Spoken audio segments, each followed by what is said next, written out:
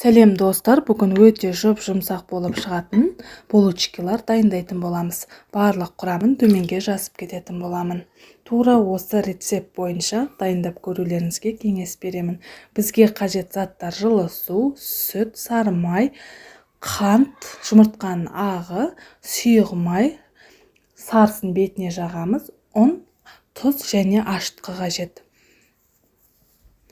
Алдын ала тұзымызды, жылы суымызды, сүтімізді салып, жақсылап араластырамыз. Оның үстінен қантымызды саламыз. Онда жақсылап араластырып, ашытқымызды салатын боламыз. Оның үстінен жұмыртқамыздың ағын саламыз. Сұйық майымызды құйып, електен ұнымызды өткізіп аламыз алдын ала. Барлығын салып, қамыр илейтін боламыз. Қамыр қолға жабысқан жағдайда осындай 50 грамм сары майды салып, қолдың көмегімен кішкене қамырды жақсылап илейтін боламыз. Бетін жауып 1 сағатқа қойып қоямыз. 1 сағаттан соң тура осылай әдемі болып көтеріліп ашып шығады.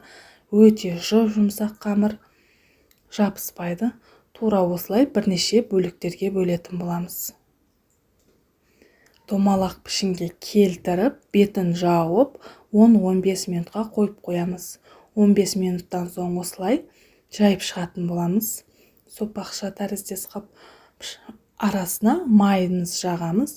Пышақтың көмегімен осылай кесіп, осылай орайтын боламыз. Барлығын осылай істеп шығамыз. Бетіне жұмыртқамыздың сарысын жағып, күнжіт немесе мак сеуіп, 200 градусқа 20-25 минутта пісіріп аламыз.